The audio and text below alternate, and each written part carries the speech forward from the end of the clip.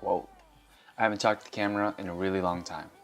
So this is part 3 of personal trainer to computer programmer, and I got some big news. I quit my job and I started working on the app that I've been doing like after work and on the weekends, and I'm doing it full time now, and it's been great. My office is my home. It's my apartment that I live in with my mom, and yeah. Wait a second. I skipped part 2. Yeah. Let's go back to part 2. So where I had actually left off last time was I had gone all the way to training and being an intern in college, and basically just trying to get to know everyone that I could, learn from all the great people in the fitness industry, and to kind of just be a sponge of knowledge. So graduated college, I got a degree in exercise science, and my first job, I tell people all the time, it was kind of like my dream job. I was able to train athletes day in and day out, but the pay was really, really little. I worked at NYU as a strength conditioning coach. Basically, what that means is you work with their sports teams and you help them get stronger, run faster.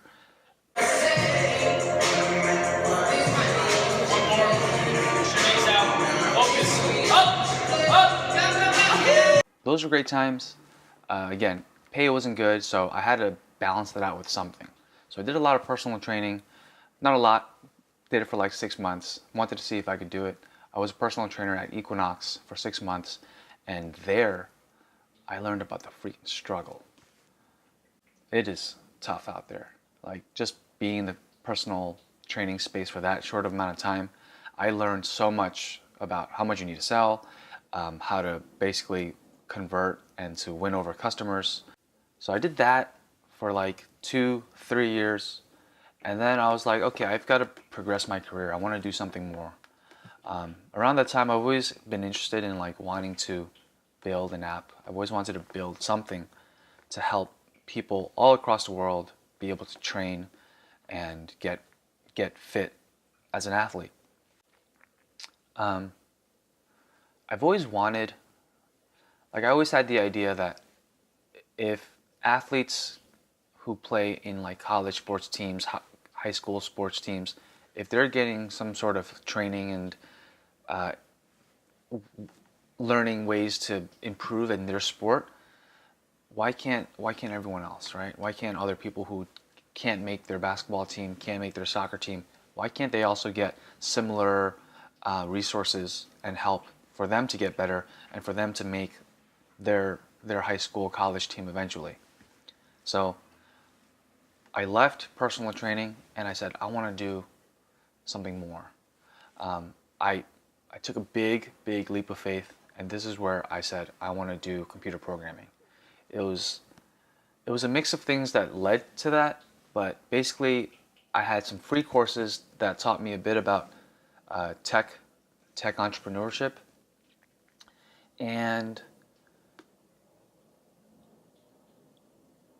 I don't know, I've always wanted to build an app. I feel like mobile is the future if it isn't already, and I thought that back in 2015 as well.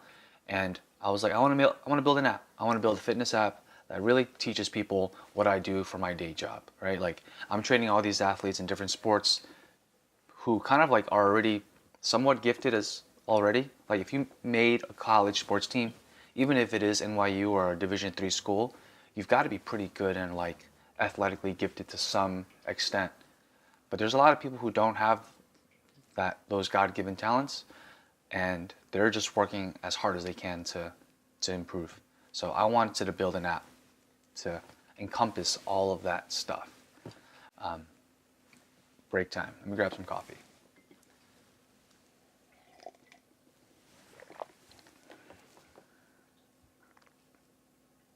Encompass all of that stuff. Yeah. Basically, just wanted to make an app to like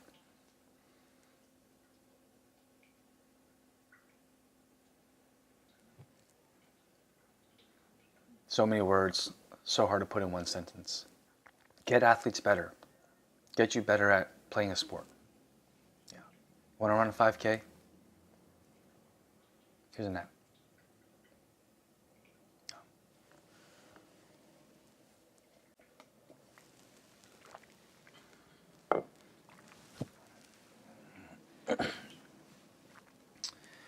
All right. So, what was I just saying? Yeah. Mobile apps. I wanted to make a mobile app, and I didn't want to depend on anyone else. I wanted to make the app by myself.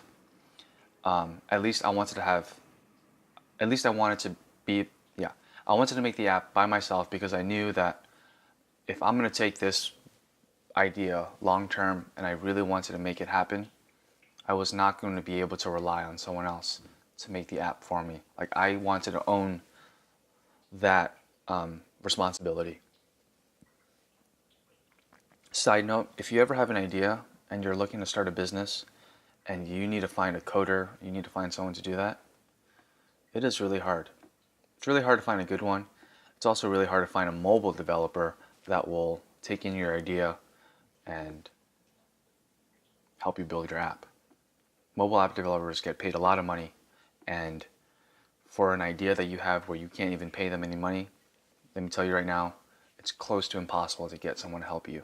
Unless your idea is really good, and it doesn't even matter if your idea is really good. It's about, if you can really sell to the person that there's a future and there's going to be return on your business, of course, do it that way. But any other idea that you're like, oh, I want to build a fitness app and it's not going to make millions or jillions, but people want it, you should try and learn how to code yourself too. Anyways, so with that said about learning to code yourself, wow. Now we're going into a big whirlwind.